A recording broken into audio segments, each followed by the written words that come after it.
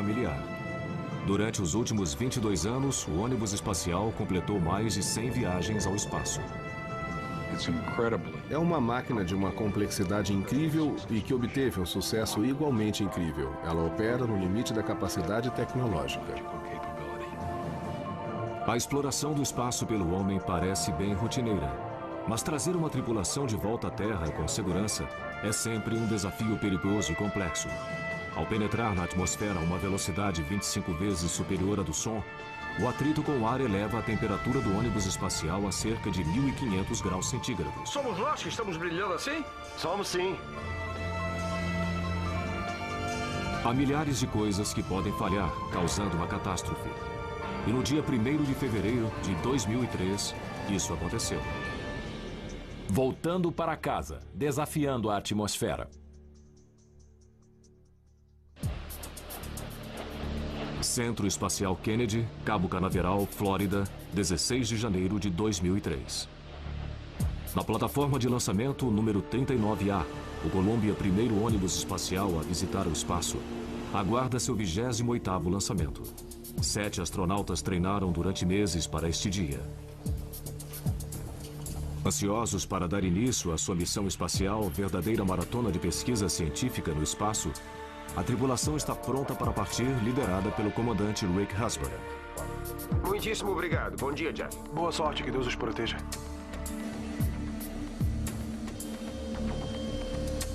Sequência automática de partida autorizada.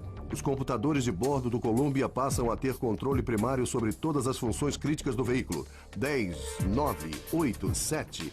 Autorizada a partida do motor principal. 5, 4, 3, 2, 1. Ignição positiva dos foguetes auxiliares. E o Columbia decola. Às 10h39 da manhã, o Columbia e sua tripulação rasgam o céu azul claro do amanhecer. O Columbia está virando para atingir o azimuth correto de 39 graus de inclinação em órbita. Em apenas 8 minutos e meio, o Columbia queima quase 2 milhões de quilos de combustível e atinge a sua órbita a cerca de 300 quilômetros acima da superfície da Terra.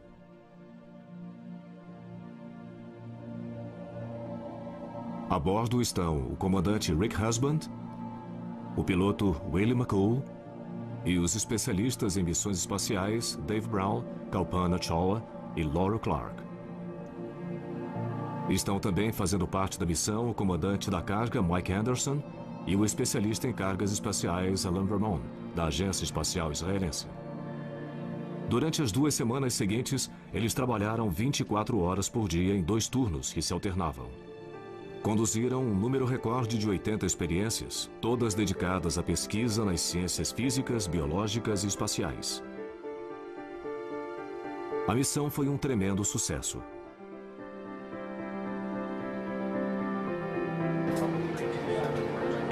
No dia 1º de fevereiro pela manhã, chega a hora de trazer o Columbia e sua tripulação de volta para casa.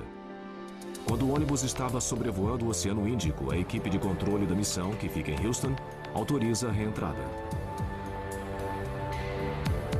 O Columbia inicia sua queda livre e controlada para retornar à Terra, lançando-se em direção ao planeta a quase 30.000 quilômetros por hora. Quando atinge a atmosfera densa da Terra, o ônibus é cercado por um envoltório de gás que se queima a uma temperatura equivalente a 1/3 da existente na superfície do Sol. Nada sugeria que, dentro de poucos minutos, essa poderosa força da natureza daria término às vidas das 7 pessoas que estavam a bordo. É fantástico. Está ficando muito brilhante lá fora. Você não ia querer estar lá agora. O Columbia chega até a linha da costa da Califórnia. Tudo parece normal. Olha ele lá! There's 7 people in that thing. O pouso no Centro Espacial Kennedy, na Flórida, ocorreria em menos de 25 minutos. Como foi a coisa? Câmbio? E foi aí que algo deu errado. As testemunhas viram o que pareciam destroços caírem do ônibus. O controle da missão desconhecia qualquer problema Mas alguns minutos depois, eles começam a estranhar certas leituras de temperatura vindas de sensores colocados no trem de pouso esquerdo da nave. Eles entraram em contato com o comandante Rick Husband. Columbia, aqui é Houston. Estamos vendo suas mensagens de pressão dos pneus, mas não copiamos sua última. Positivo.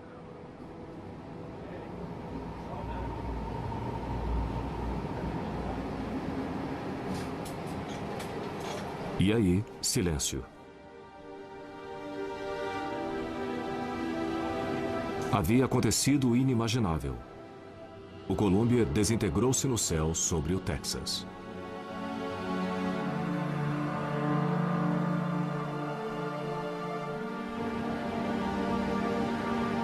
Não houve sobreviventes. Para um país que já estava emocionalmente perturbado pelas ameaças de terrorismo e uma possível guerra contra o Iraque, a perda do Columbia e seus 7 tripulantes foi um golpe devastador. O senador Bill Nelson, eleito pela Flórida, é membro da Comissão de Comércio, Ciência e Transporte do Senado norte-americano. Ele já foi astronauta do ônibus espacial. Os eventos de 1º de fevereiro trouxeram tristes memórias a ele. Eu me sinto totalmente desamparado. Me lembra de como eu me sentia há quase que exatamente 17 anos, quando vimos as imagens da explosão do Challenger, que ocorreu apenas 10 dias depois de eu ter retornado à Terra. Eu vi aquilo tudo cair sem qualquer possibilidade de recurso no Oceano Atlântico. Desta vez, 17 anos depois, estamos vendo os pedaços do Columbia caírem inapelavelmente na Terra.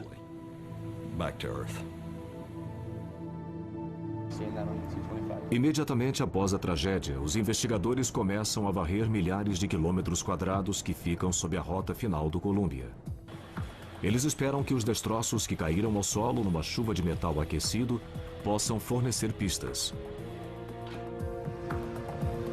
Mas encontrar respostas pode levar meses. As primeiras indicações são de que as brutais condições da reentrada tiveram um papel relevante no desastre.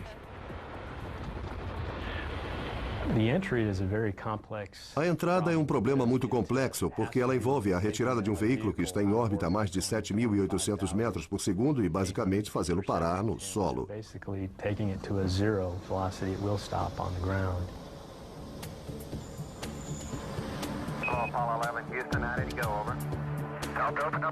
A possibilidade de uma catástrofe durante a reentrada preocupa os engenheiros e cientistas desde os primórdios das viagens espaciais. No início dos anos 70, quando os últimos astronautas das missões Apollo caíam em segurança através da atmosfera, cercados por chamas, parecia que as dificuldades haviam sido superadas.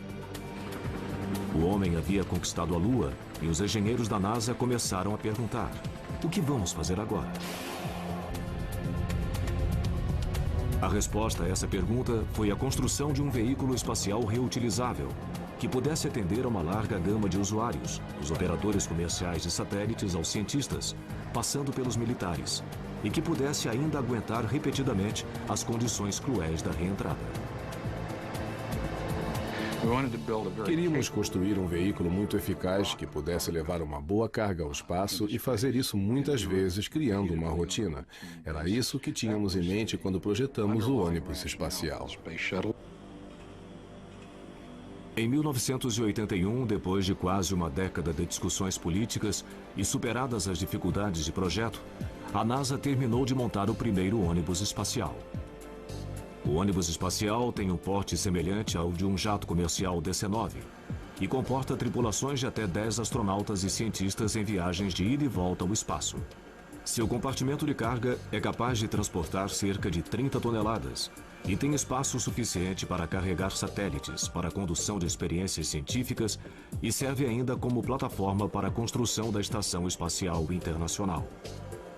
Mas para garantir o retorno seguro da carga e da tripulação, o ônibus não pode simplesmente deixar sua órbita e cair no oceano, como faziam as cápsulas Apollo que o antecederam. Uma vez dentro da atmosfera, ele deve planar por milhares de quilômetros e pousar numa pista normal. Sua sustentação é fornecida pelas asas em delta, capazes de resistir a velocidades hipersônicas. Na primavera de 1981, o protótipo passou com louvor pelo teste final.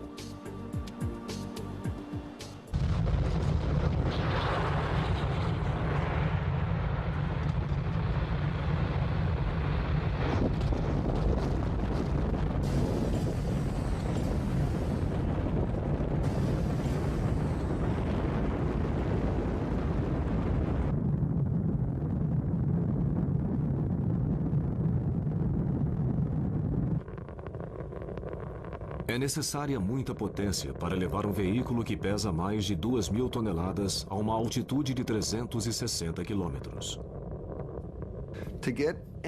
Para colocar qualquer coisa em órbita, você tem de fazer duas coisas: chegar a centenas de quilômetros acima da superfície da Terra e depois atingir uma velocidade suficiente para permanecer em órbita, ao invés de cair de volta na Terra. A quantidade de energia contida no ônibus espacial completamente abastecido é semelhante à liberada por uma pequena explosão atômica.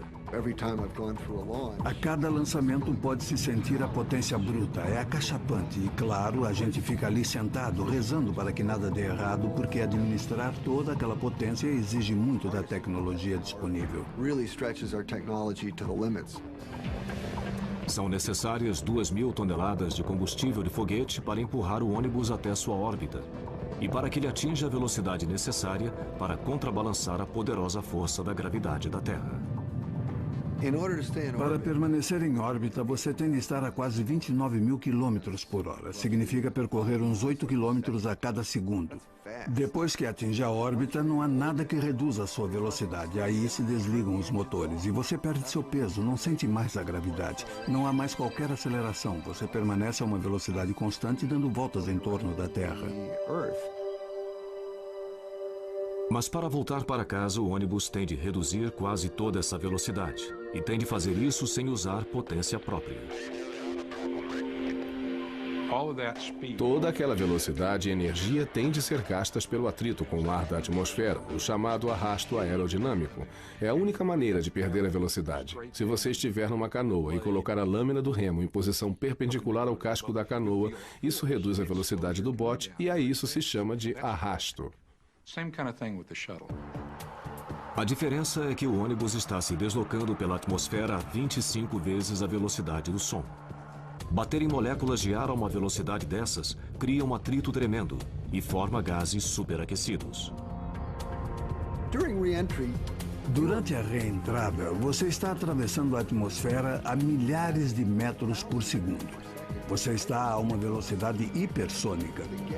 O gás fora do ônibus está a milhares de graus. É como se o ônibus estivesse sendo aquecido por um maçarico. Para a tripulação dentro da nave que brilha, o show de luzes é fascinante. Nós é que estamos brilhando desse jeito? É. Que coisa! Isso é espetacular. A visão pode ser espetacular, mas o ar superaquecido, cuja temperatura chega a 1.500 graus, pode ser fatal. No dia 1º de fevereiro de 2003, os 7 astronautas que estavam a bordo do ônibus espacial Columbia perderam suas vidas quando retornavam à Terra. Essa foi a primeira tragédia enfrentada pela NASA durante um procedimento de reentrada. Conduzir um veículo sem motor, que se desloca a 8 km por segundo, para fora de órbita e levá-lo até uma pista de pouso pré-determinada do outro lado do mundo, não tem nada de rotineiro. As antigas cápsulas Mercury, Gemini e Apollo eram equipadas com paraquedas. Podiam aterrissar em qualquer ponto do oceano e por isso o alvo delas era enorme. Já com o ônibus, ou você pousa numa pista e tem que ser uma pista bem longa, por isso você só pode pousar num número limitado de pistas em todo o mundo ou vai se dar mal. Para voltar para casa, o ônibus utiliza a força da gravidade para conduzi-lo até a atmosfera. Mas para deixar a sua órbita e começar sua descida em direção à Terra, o ônibus ainda precisa perder velocidade, mas não muita. Para alterarmos nossa órbita o suficiente para que a parte mais baixa da órbita intercepte a atmosfera, temos que reduzir a velocidade por apenas umas poucas centenas de metros por segundo. É só um pequeno percentual e é uma alteração bem pequena em termos de energia total, mas é o que muda tudo, porque uma vez que a órbita intercepte a atmosfera, você começa a esbarrar numa porção de moléculas de ar, que criam muito atrito e fazem você perder velocidade rapidinho.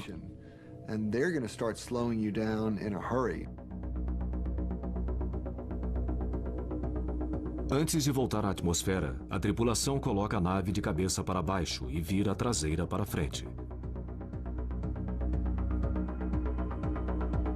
E aí começam a ser disparados os foguetes de manobra do ônibus em órbita.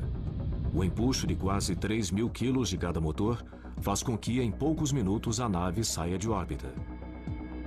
E ela começa a descer. Se o procedimento foi iniciado, não há como voltar atrás. Essa trajetória de queda livre é o que chamamos de primeira parte da saída de órbita.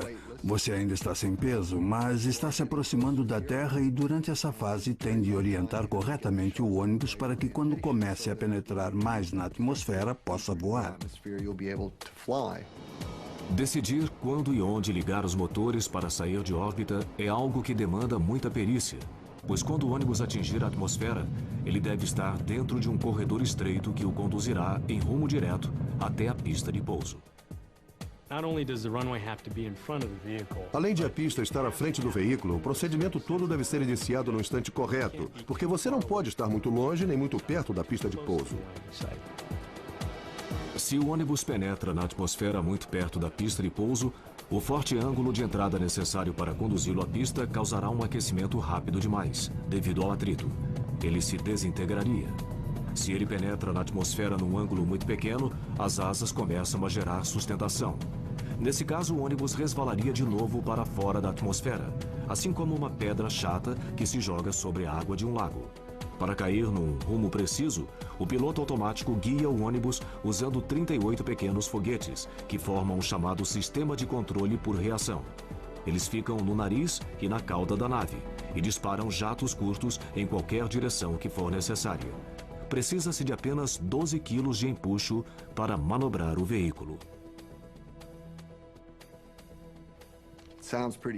Parece pouco, mas não há atrito no espaço para impedir que o ônibus se desloque, por isso um foguete de 12 quilos é suficiente. Os engenheiros projetam cada reentrada para que o veículo atinja a atmosfera a menos de 8.000 quilômetros do local de pouso. Mas manter uma trajetória precisa enquanto se cai para a Terra é apenas parte do desafio da reentrada.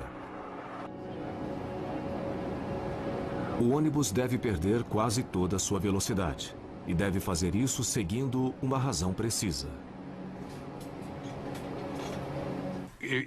Se você tem um planador enorme que plana pouco melhor do que um tijolo, que é mais ou menos o caso do ônibus, e você mira bem de frente para a pista de pouso e tem uma altitude apenas suficiente para trocar pela energia necessária para chegar à pista, a sua margem de erro é mínima.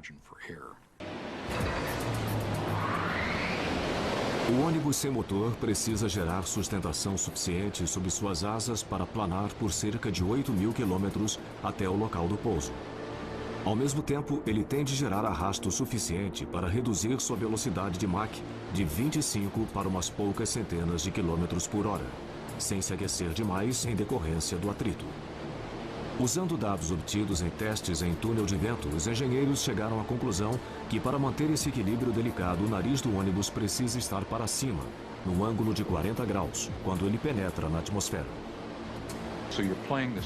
Você tem de manter esse equilíbrio o tempo todo. Você altera ligeiramente o ângulo de ataque de 40 graus, fazendo-o variar mais ou menos 3 graus. É muito difícil atingir todos esses objetivos, manter a trajetória ao mesmo tempo em que se mantém o atrito e o aquecimento máximo dos níveis desejados. Com um ângulo de 40 graus na reentrada, o ônibus entra na atmosfera de barriga. Logo depois, ele é envolvido por um cobertor de fogo.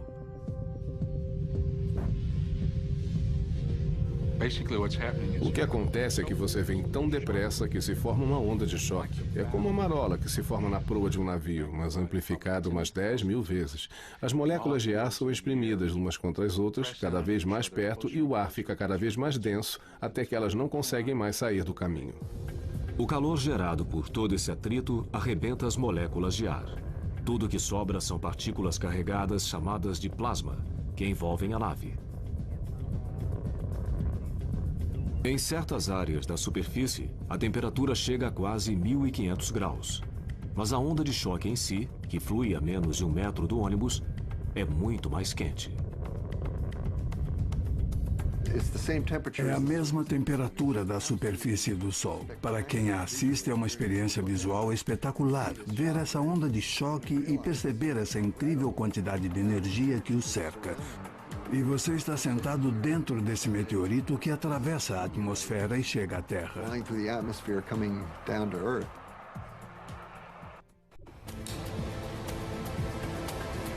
Para um veículo cuja estrutura básica é feita de liga de alumínio, parecida com as usadas em aviões, a exposição a esse nível de calor seria catastrófica. O alumínio começa a se derreter a algumas centenas de graus apenas.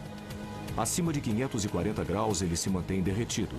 Para proteger a nave e sua tripulação, os engenheiros tiveram de inventar uma maneira para isolar a estrutura desse calor mortal.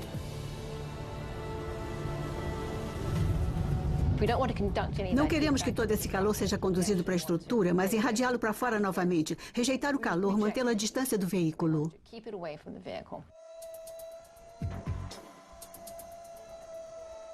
E isso requer um sistema de proteção térmica capaz de resistir a temperaturas de até 1.500 graus.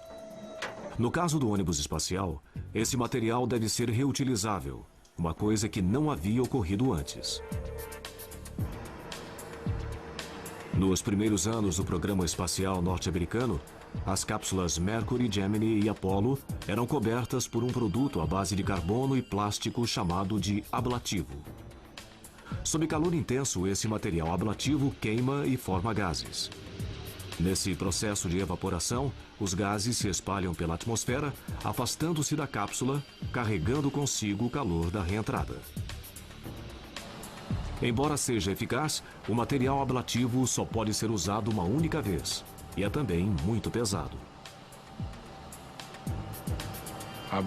É claro que você vai querer colocar o máximo de carga útil em órbita da Terra, e cada quilo que você acaba colocando no escudo térmico significa 1 quilo a menos na carga útil levada ao espaço. Por isso, quanto mais leve, melhor para todos. A solução no caso do ônibus espacial norte-americano são telhas de cerâmica, placas feitas de fibras de silício extraídas de uma areia que só é encontrada no Brasil. As fibras de silício são misturadas com água e outros materiais e tomam a forma de blocos. Depois que o excesso de água é retirado, faz-se a liga da mistura por um processo que utiliza calor. O resultado é um material poroso, cerâmico, composto pelas fibras de silício, que são leves e resistentes ao calor e cheio de bolhas de ar. Do grande bloco são cortadas placas e cada uma é usinada até chegar a um tamanho e formato próprio, que depende do local da nave que ela vai proteger. Cada peça é então cozida em forno a 1260 graus. As placas dissipam calor com tanta eficácia que se pode pegá-las com as mãos, segundos após saírem do forno. As placas destinadas a protegerem a barriga do ônibus espacial do calor da reentrada são ainda revestidas na face e nos lados, com um líquido preto que se vitrifica. O preto irradia o calor com eficácia e o revestimento em si evita que as partículas de plasma adiram à superfície da placa. Mas as placas se danificam com facilidade. No total, são necessárias mais de 20.000 placas para proteger toda a nave. Cada placa é colada à mão sobre a superfície do ônibus espacial com uma cola à base de borracha. Essas placas pretas são capazes de proteger a nave em temperaturas que chegam a atingir 1260 graus. Mas algumas áreas ficam ainda mais quentes. O ônibus espacial se move para frente, por isso suas seções dianteiras são as primeiras a encontrar o ar e se aquecem mais do que qualquer outra parte da nave. E essas seções são a ponta do nariz e o bordo de ataque das asas. A temperatura nessas áreas chega a quase 1650 graus centígrados. Placas de cerâmica expostas a uma temperatura dessas simplesmente se desintegram. Por isso, os engenheiros desenvolveram um material composto que não é poroso chamado de carbono-carbono reforçado, ou RCC. Essas peças fáceis de identificar por sua cor cinza são maiores e mais fortes e podem resistir a temperaturas muito mais altas do que as placas pretas. O ponto negativo é que elas são muito mais pesadas e não faria sentido cobrir a nave toda, pois ela não sairia do chão. Por isso, seu uso é restrito às partes que ficam mais quentes durante a reentrada. Painéis curvos de RCC são encaixados em locais como o bordo de ataque das asas.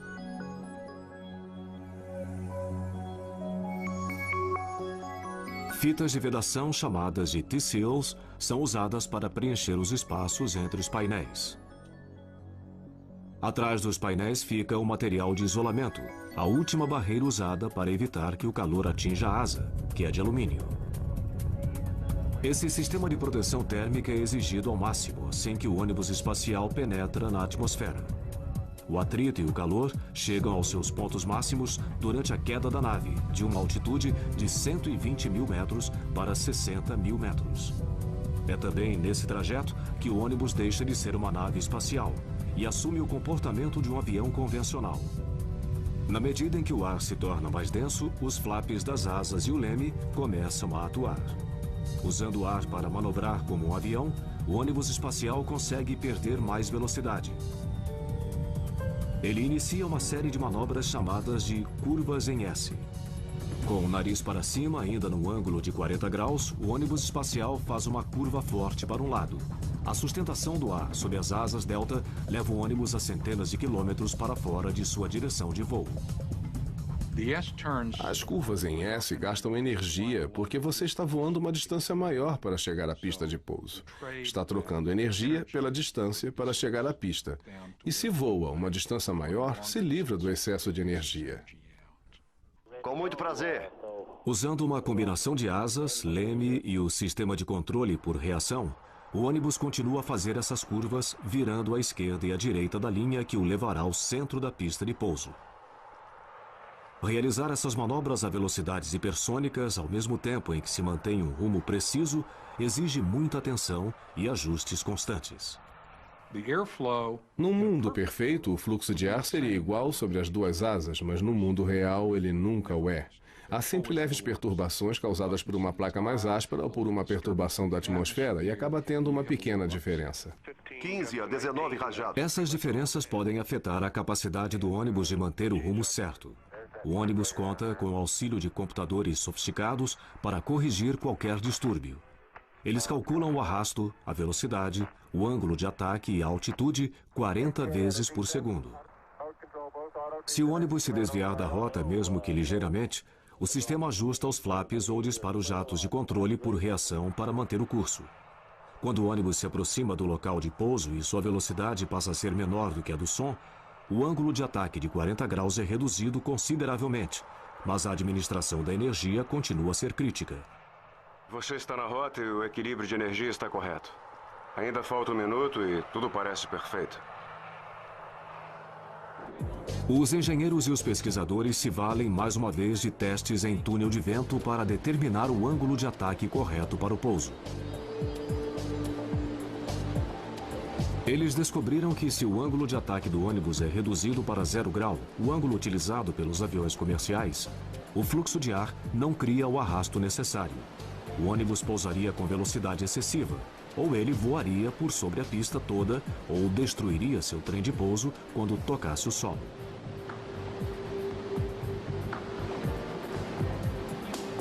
Mas se o nariz do ônibus está apontado para cima, num ângulo de 14 graus, quando ele reduz sua velocidade hipersônica, o equilíbrio entre a sustentação e o arrasto o levará com segurança até a pista. Dado que o veículo não tem um motor ativo, ele não pode abortar um pouso nem ser dirigido para outra pista. Ele só tem uma chance para acertar. A 90 km da pista, um dos pilotos assume o comando, que estava com o computador. A nossa experiência de muitos anos mostra que o computador pode realmente controlar as velocidades hipersônicas com mais precisão do que um piloto faria, já que a altitude é menor, ocorre o oposto. Um piloto executa melhor as manobras de aproximação final. Em menos de uma hora, a partir do momento do disparo dos foguetes que o tiram de órbita, o ônibus espacial e sua tripulação dão meia volta ao mundo. Ele teve sua velocidade reduzida de 25 vezes a velocidade do som para poucas centenas de quilômetros por hora e pousa com precisão no local pré-determinado. É uma cena que já foi repetida 111 vezes desde 1981. Mas quando o ônibus espacial Columbia fazia essa viagem costumeira, no dia 1º de fevereiro de 2003, alguma coisa terrível ocorreu em algum ponto de sua rota. Durante a reentrada, a tripulação do ônibus espacial é lançada através da atmosfera a 8 km por segundo, cercada por um cobertor de fogo. Chegar em segurança à pista de pouso parece uma tarefa impossível. Tudo que se relaciona com viagens espaciais exige muito esforço. Cada detalhe tem de estar absolutamente correto. Estamos tentando dominar um ambiente extremamente hostil que não perdoa qualquer tipo de erro.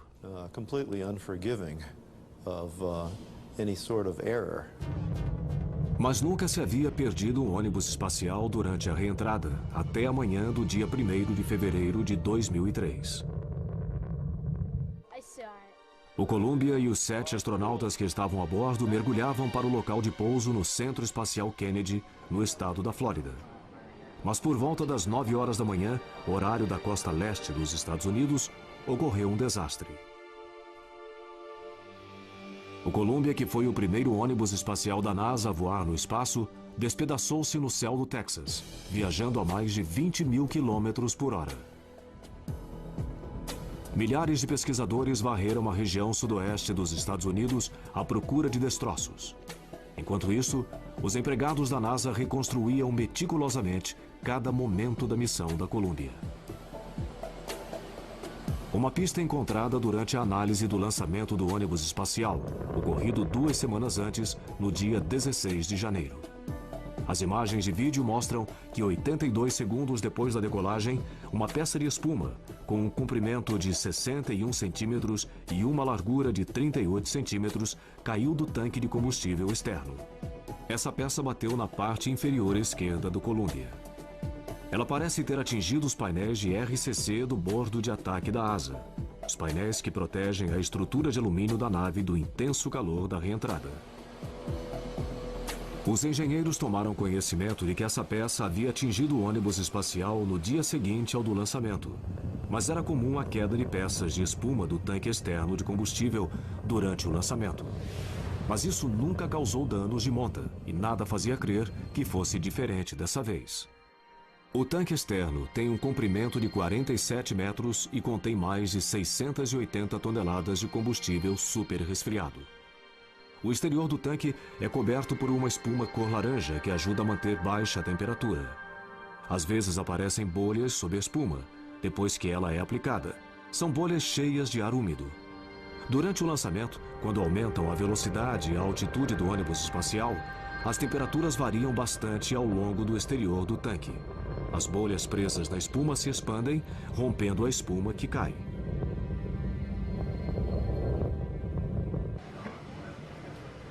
Os investigadores talvez nunca consigam descobrir até que ponto o pedaço de espuma contribuiu para a perda do Columbia. Mas uma coisa é certa: o sistema de proteção térmica da asa esquerda do ônibus espacial foi danificado de maneira crítica antes da reentrada. As imagens de radar tomadas por satélites no dia seguinte ao do lançamento dão apoio a essa teoria. Depois de uma manobra rotineira executada pelo Columbia, os satélites detectam uma ocorrência pouco usual. Um objeto mais ou menos do tamanho de um caderno flutuando e se afastando da nave. Os investigadores acham que esse objeto pode ter sido um pedaço da asa esquerda do Columbia, uma peça danificada na véspera pelo pedaço de espuma que se soltou. Naquele momento, ninguém deu maior importância às possíveis consequências do que se via nas imagens de radar. Se tivesse sido de fato um pedaço do ônibus, o Columbia retornaria à atmosfera com um buraco na sua asa esquerda, sem que sua tripulação se desse conta disso.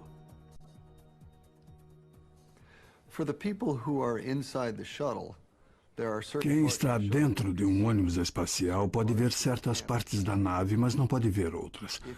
Se você tem um braço manipulador a bordo, equipado com uma câmera de vídeo, pode ver partes do ônibus que não são visíveis de dentro da cabine.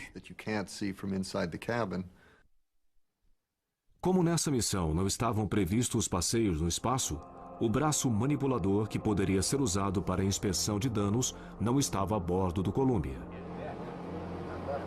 No sábado, dia 1º de fevereiro, o controle da missão se prepara para trazer a tripulação de volta. Às 8h15 da manhã, começam a serem disparados os foguetes do sistema de controle por reação. 2 minutos e 38 segundos depois, o ônibus espacial inicia sua queda livre, controlada, em direção à Terra. Com o veículo viajando a cerca de 29 km por hora, o computador de bordo dirige o veículo para o corredor estreito que o levaria à pista de pouso.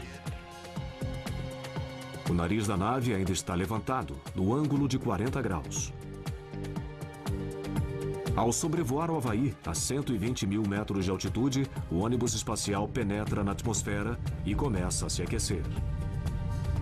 Dentro do Columbia, a reentrada parece estar ocorrendo como prevista. Os 4 tripulantes que estão sentados na cabine de pilotagem ficam maravilhados com o show de luzes. É fantástico, está ficando muito brilhante lá fora. É. Mas o problema já começa a ocorrer lá fora. Às 8 horas 48 minutos e 39 segundos, a leitura de sensores colocados atrás de um dos painéis de RCC da asa esquerda indica um aquecimento anormal. Mas essa leitura só é registrada no gravador de dados do computador de bordo do Columbia. Ninguém sabia desse aumento de temperatura até que o gravador foi recuperado num morro no Texas, muitas semanas depois.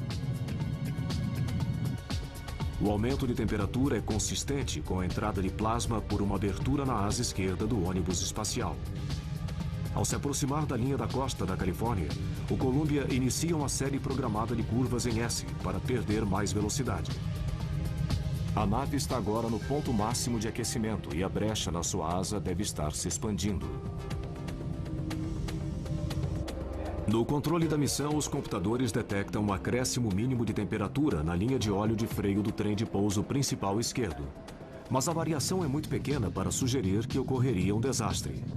Quando o ônibus espacial sobrevoa os céus da região oeste dos Estados Unidos, algumas testemunhas presenciam uma visão horrível. Há destroços em chamas se soltando da nave. Olha aqueles pedaços caindo dele. Que diabo é aquilo? Eu não sei. Os 7 astronautas a bordo provavelmente não estavam sabendo que o ônibus espacial estava se desintegrando. Com o plasma continuando a penetrar, é provável que a estrutura de alumínio da asa tenha começado a empenar.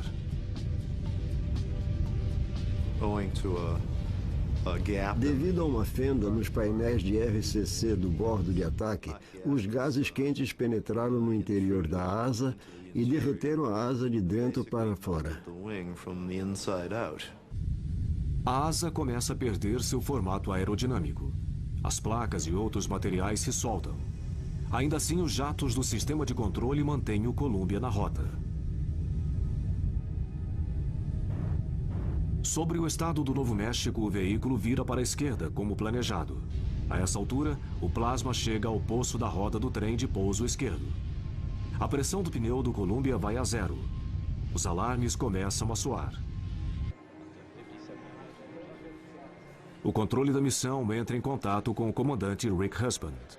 Columbia, estamos vendo suas mensagens de pressão dos pneus, mas não copiamos a sua última. Positivo. Cessa toda a comunicação.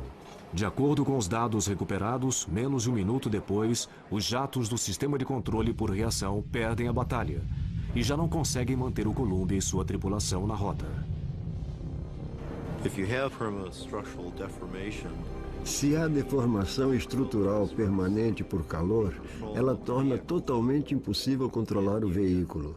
E é muito provável que ocorra um movimento de rolagem ou de cambalhotas, destruindo o veículo. Foi o pior que poderia ocorrer. Uma fenda no sistema de proteção térmica do ônibus espacial resultou numa catástrofe. Os destroços se espalharam por milhares de quilômetros quadrados. E 7 astronautas perderam a vida.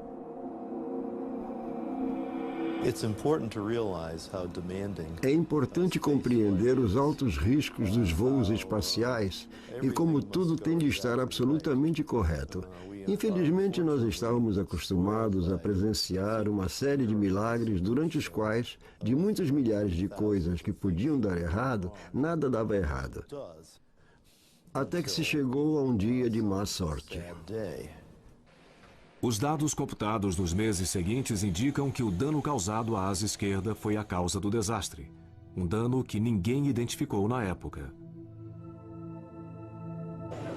Mas as perguntas persistem. Se os controladores de voo soubessem antes da reentrada que o Columbia havia sofrido um dano perigoso no seu sistema de proteção térmica, será que eles teriam encontrado uma maneira de salvar a tripulação? Quando o Columbia foi lançado ao espaço no dia 16 de janeiro de 2003, viu-se um pedaço de espuma caindo do tanque externo. Ele parece bater na parte inferior esquerda da nave, perto dos painéis de RCC do bordo de ataque da asa. Os analistas concluem que esse dano é mínimo, mas o Columbia é o ônibus espacial mais velho da NASA. Os painéis podem ser fracos ou ter tido sua resistência estrutural afetada pelo tempo. Talvez por isso o dano pode ter sido muito mais extenso.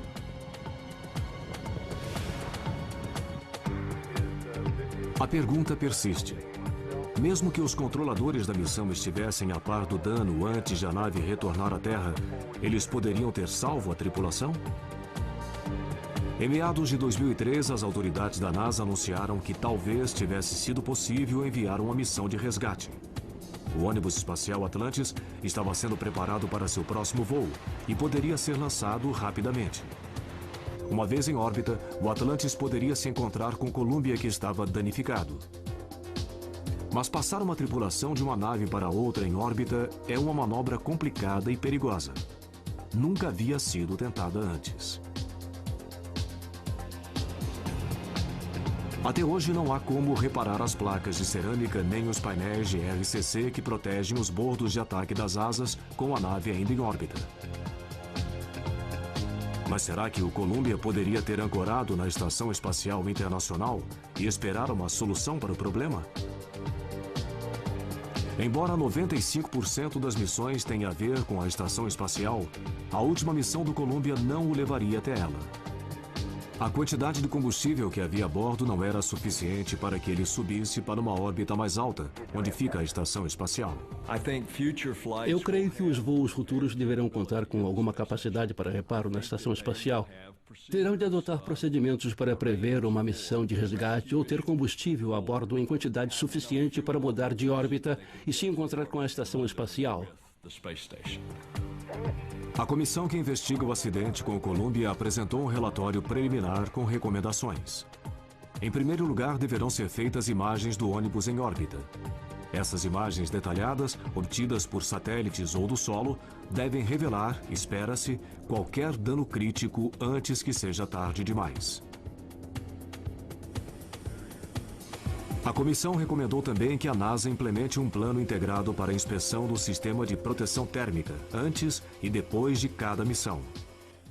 Os cientistas e os engenheiros continuam a desenvolver materiais novos e mais resistentes para a proteção dos ônibus e veículos futuros das duras condições encontradas nos voos espaciais. Por enquanto, as 3 naves remanescentes Atlantis, Endeavour e Discovery permanecerão no solo. Enquanto se revê o futuro do programa de ônibus espaciais, não se poderá desprezar as realizações dos últimos 22 anos. O ônibus espacial é o veículo mais extraordinário da era espacial. E eu digo isso sem medo, porque eles voaram mais e são os únicos veículos que podem ser reutilizados. Nós levamos mais pessoas ao espaço, executamos mais experimentos científicos e trouxemos de volta mais resultados científicos do que qualquer outra nave que tenha sido enviada ao espaço. Coisas como o telescópio espacial Hubble não existiriam sem um ônibus espacial. O fato de astronautas poderem repará-lo em órbita permite que o Hubble continue a ser uma peça-chave para os cientistas que desvendam os mistérios do universo. As imagens espetaculares que ele nos envia permitiram que se estudasse de forma inédita a formação de nosso sistema solar e as origens da vida na Terra. Apesar dos riscos inerentes ao envio de pessoas ao espaço, os astronautas e os cientistas acreditam que os benefícios que resultarão da continuação da exploração do espaço são maiores do que os riscos a ela inerentes. Os humanos são curiosos. Nós gostamos de saber sempre o que se esconde por trás de cada morro. Isso vai fundo no nosso senso de humanidade. E se um dia perdermos a atração pelo desconhecido, eu acho que reduziríamos nossas possibilidades e eu espero que isso não ocorra nunca. Enviar pessoas ao espaço nos permite fazer coisas que as máquinas não podem fazer.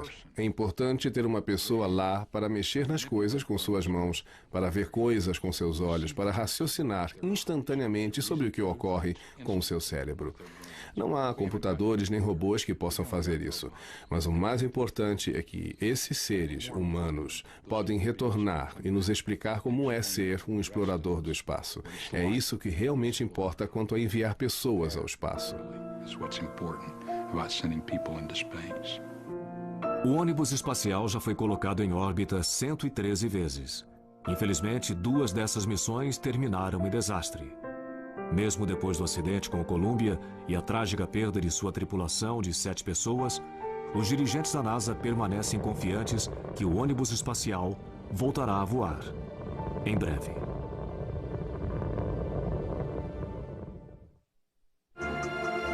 Versão brasileira Sincrovídeo.